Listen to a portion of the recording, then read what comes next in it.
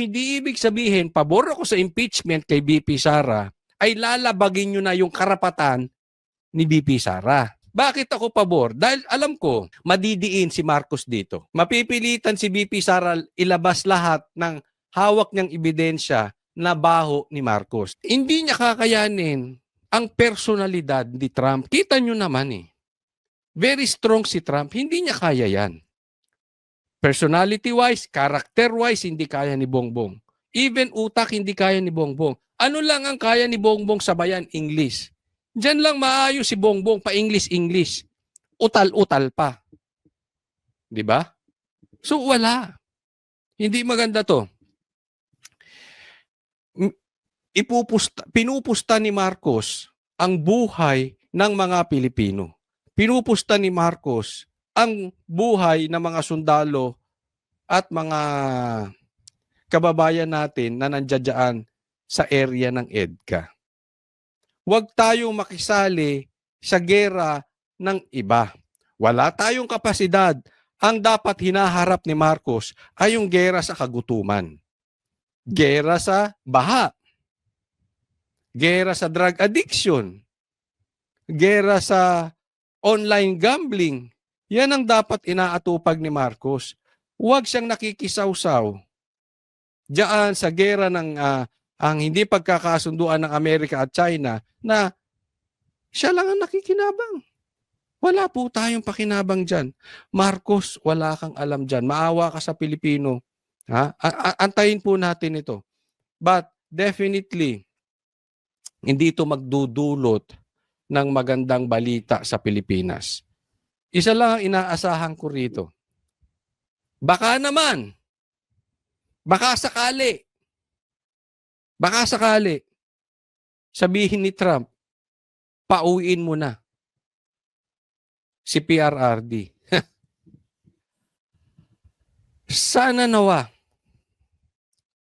magmumukha talagang tanga to si Bongbong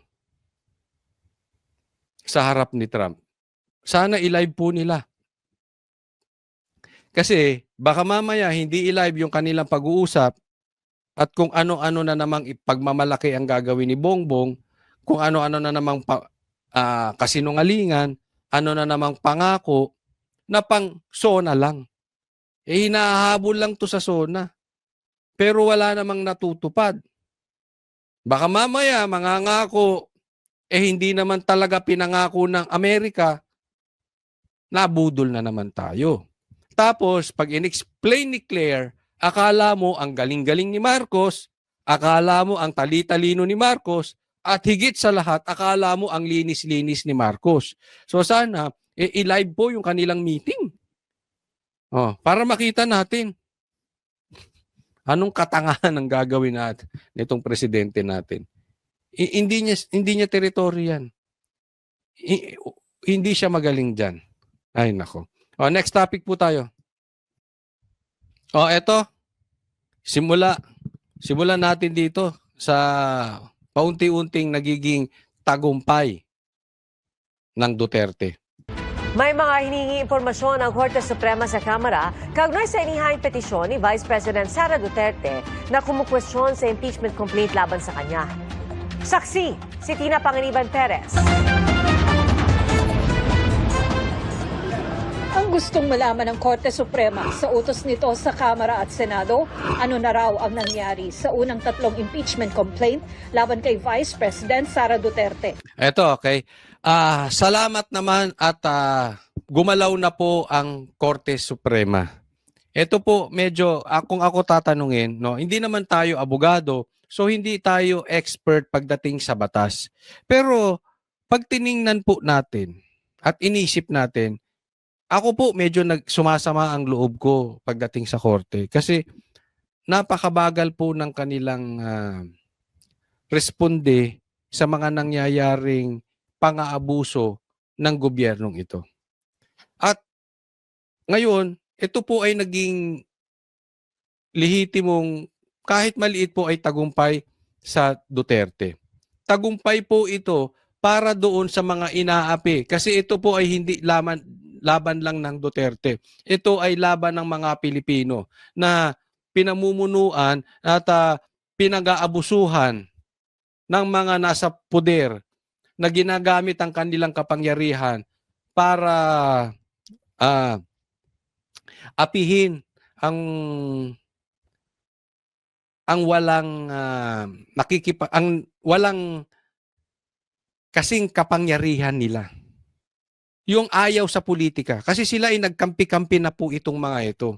So, sila talagang didiinan nila ang mga alam nilang magiging threat sa kanilang pananatili sa posisyon.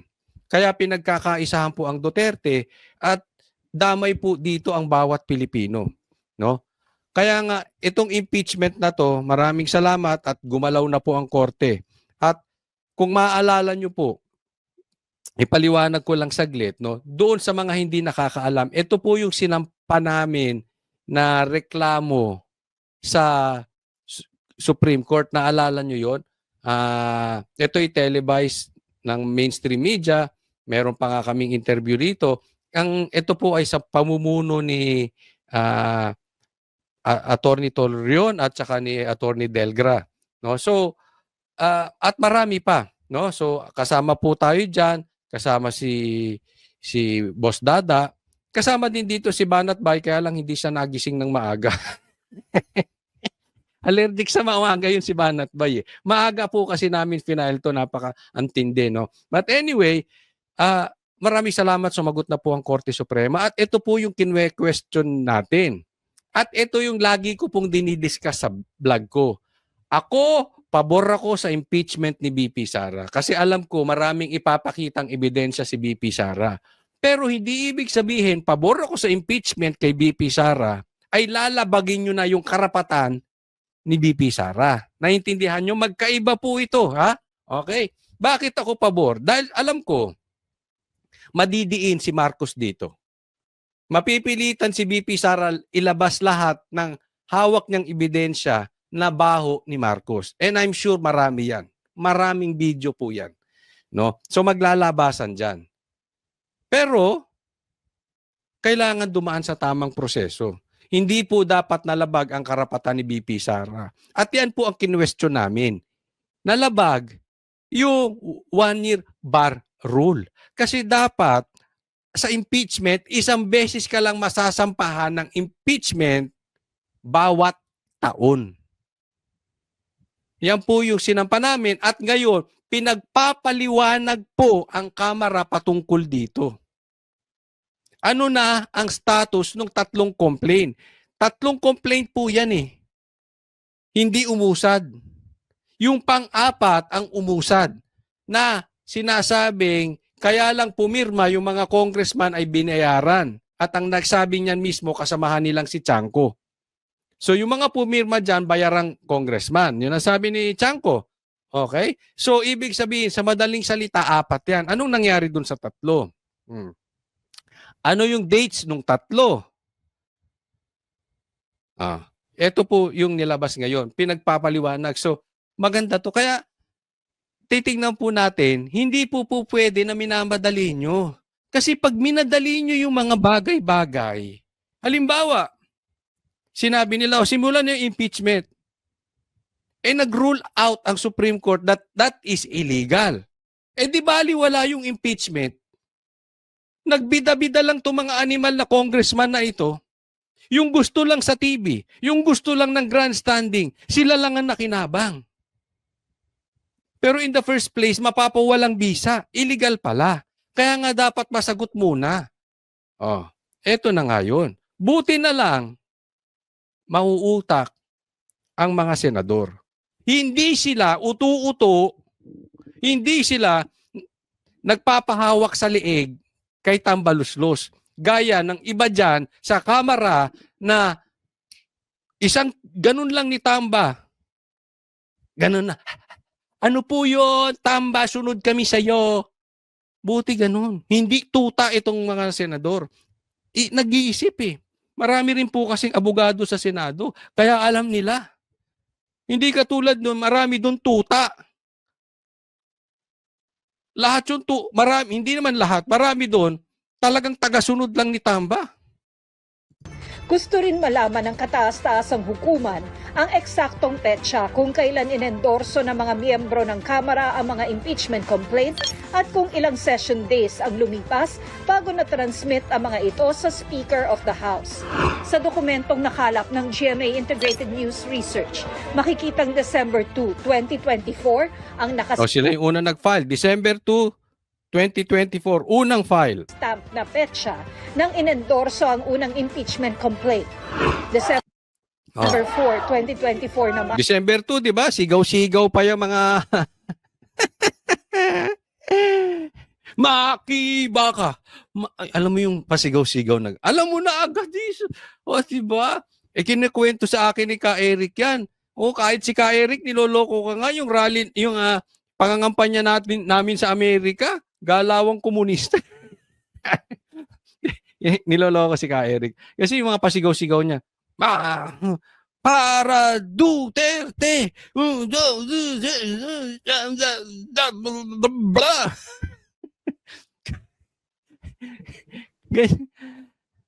Inikot pa namin yung flag. Sila pala sila. Sabi ko, ano ba ito? Para tayong ano? But anyway, magkakaiba man tayo, no? Yung kaibigan natin yan si Ka Eric at talaga namang grabe ang pakikipaglaban niyan sa Pilipinas, no? Pero aminado naman siya na galing siya diyan sa mga komunista, sa NPA. So, yung style alam niya eh. At siya mismo sinasabi naman niya na ito yung mga style nila. Kita nyo? Anyway, December 4, pangalawang complaint. Ang second complaint at December 19 naman ang ikatlong Sunod-sunod, December 2, December 4, December 19 ang complaint. Sa katunayan, pinagtatawanan ko na nga si Castro dyan. Asa na, walang pumipirma. Nakakatatlong complaint na kayo, papaabutin yung 100. Oo. Pagdating ng fourth complaint, biglang nagpirmahan. Yung pala magic. Oo, magikero si Tamba. Naglabas ng pondo. Oh, sino pipirma?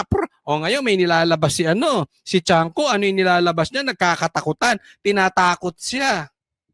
Papasuspindi siya pag nagsalita siya. Ganyan ang labanan. Alam namin yung style. Ginagawa kay Banat ba yan? Una, aalokin kang pera. Pang. Pag hindi mo tinanggap, tatakutin ka. Pag hindi ka nagpatakot, uulanan ka na ng demanda. Kaya ganyan, ang daming demanda ni Banat. Hindi niya tinanggap eh. Merong mga nag-alok sa kanya. Even sa Banateros. Bakbakan niyo si Sara. Kaya wala kaming katiwa-tiwala sa mga vlogger na hindi kayang banatan si BBM. Hindi kayang banatan si Tambaluslos. Hindi kayang banatan si Lisa. Ano yun? Meron kayo? Huwag nga kami. Huwag tayo magkalokohan.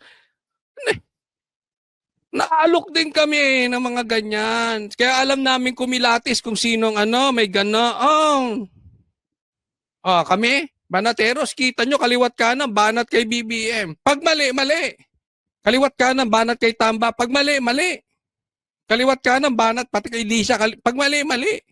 Di ba? Hindi nyo kami kaya. Yun, puro demanda si Banat Bay.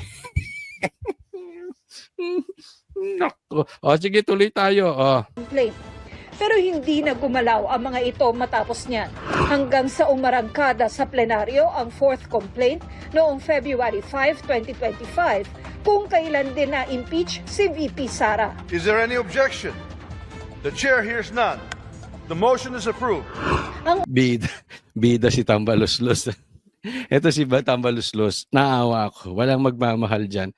Kung hindi ito magpapagalaw ng ako wala akong tiwala talaga sa mga lalaking ginagamit ang pera para mahalin sila. Uy! May ganon. Hindi, di ba? May mga ganyan lalaki. Naku! Ganyan-ganyan si Tamba. Alisan mo ng pera yan. Tingnan mo, walang tropa yan. Unang tatlong reklamo, ipinag-utos namang i-archive na. Hinihingi rin ng Korte Suprema ang tugon ng Kamara kung may kapangyarihan ba ang Secretary General ng Kamara na magdesisyon kung kailan itatransmit sa Speaker ang impeachment complaints at kung may otoridad ang Secretary General na tumangging i-transmit ang mga ito. Kinumpirma ni House Secretary General Reginald Velasco na natanggap nila ang notice mula sa Korte Suprema kahapon at nabasa na ito ng ilang House impeachment prosecutor. Ayon sa tagapagsalita ng Kamara, isinangguni na nila ito sa Office of the Solicitor General at sisiguruhing may isusumitin nila ang tugon sa loob ng panahong itinakda ng Korte Suprema. Nang tanungin si Velasco kung bakit hindi niya agad Smith ang unang 3 impeachment complaints, sagot niya, Hindi kasi nga nagpahintay yung mga ibang congressman, di ba, na huwag munang i-refer kay Speaker kasi nga meron pa silang complaint na mas maraming mag-i-endorse. They requested me na maghintay lang for another complaint which will be endorsed by the required 1/3, 1/5 House member. Ayan, ito nga ang tanong diyan ng Supreme Court na kailangan sagutin nitong itong Secretary General. Kasi kada complaint dapat ipapasa sa speaker. Ano daw ang anong basihan kung meron ba siyang autoridad na pagkatanggap ng impeachment complaint, wag munang ipasa sa speaker, mag-antay muna. Ang sinasabi nito si Solicitor General, pinag-antay siya ng mga congressman. Kasi may mga parating pang impeachment complaint. Yan nga po ang gustong masolusyonan muna ng Senado. Naiintindihan niyo po? Kaya nga po kini-question nila, teka muna, kasi hati tayo rito. At lumalabas po, tama ang mga senador doon sa kanilang sinasabi. Dahil even yung talagang nasa gitna po na Supreme Court na hindi kahalo sa politika, na magdidesisyon lamang patungkol sa batas, ay pinagpapaliwanag sila. Ano ang otoridad nitong solicitor, itong Secretary General na gawin yun? Kasi dapat pasa agad sa speaker, di ba? Yan pa nga ang malabo na gustong linawin. ayon sa Secretary General ng Kamara, walang nilabag na rules of impeachment ang kanyang tanggapan at ang Kamara. Kasi nga, under our rules kasi, yung impeachment complaint will stay with the office of the SecGen and then will be referred at the time na okay na. Wala naman kasing timeline din yung from the SecGen to the Speaker eh. Pero sir, nakalagay kasi doon immediately after nung Pakinggan niyo to, Pero wala naman time yun. Parang yung sa forthwith yan, di ba? Sa forthwith, wala rin timeline dun eh. Trial shall proceed forthwith, wala rin timeline. So, So, sir, it's up to the interpretation of the official concern. Ayun. Ang sabi kasi doon, pagkatanggap ng Secretary General, immediately ipasa sa House Speaker. Pero ang palusot nitong Secretary General na ito, ganun din naman yun, di ba yung forthwith na sinasabi, walang timeline. So, dapat gawin agad, pero wala sinabing oras. So, andyan po yung parang tinatawag na lang natin na pagtatalunan ng mga abogado, yung gray area para sa ating mga hindi naman abogado, no? Yan yung nasa gitna na hindi pa nai-interpret kung ano ba talaga ibig sabihin nitong immediately o itong forthwith na to. Ang sa akin lang, doble kara itong mga congressman. Kasi nga, nagagalit sila, sinabi ng forthwith eh. Bakit hindi nyo nasimulan yung impeachment? Ang ibig kasi sabihin yan, agad-agad. Pagkatanggap nyo ng impeachment complaint, dinggin nyo agad. Bakit pinagtagal nyo kayong mga lintik na senador? Parang gano'n sinasabi. Ganyan ang mga litanya na itong mga congressman na atat sa impeachment kay BP Sara. Karamihan dyan, galit lang kay BP Sara dahil may galit sa Duterte. Yung iba dyan, komunista. Yung iba dyan, halo-halo na yan, di ba? Pero yan ang ginagamit nilang forthwith. Ito namang Secretary General, ginamit din. So double standard, bakit kanyo? Ginamit nyo yung forthwith na magmadali sila. Pero kayo hindi kayo nagmamadali. Di ba dapat pagkapasa sa inyo, immediately ipasa mo sa House Speaker? Tapos sasabihin nyo, may timeline kayo.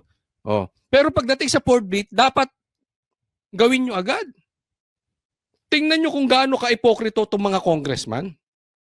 Tingnan nyo rin. Minamadali nila na simulan agad yung impeachment. Ipinasa nila, fast forward. Ipinasa nila mag-a-adjourn na. Ipinasa nila mag-e-eleksyon. Patapos na ang 19th Congress. Sinimulan nila tinambay nila yung 3. Tapos pagpasok ng 4, biglang nagpirmahan. Sabi nga ni Chanco, nagkabayaran. Nung nagkabayaran, ipinasa agad. Gusto simulan agad ng Senado. Kung tingnan nyo kung gaano ka-hipokrito. 2 beses yan. Minamadali nyo kami, ang tagal dyan ng complaint sa inyo. Tapos kami mamadali yung mga senador. At yun nga mga kababayan, anong masasabi niyo sa balitang ito? Maaring ihayag ang inyong opinyon at kuro-kuro sa comment section sa ibaba. Huwag din kalimutang mag-like, mag-subscribe at mag-share sa bidyong ito. Maraming salamat sa panonood.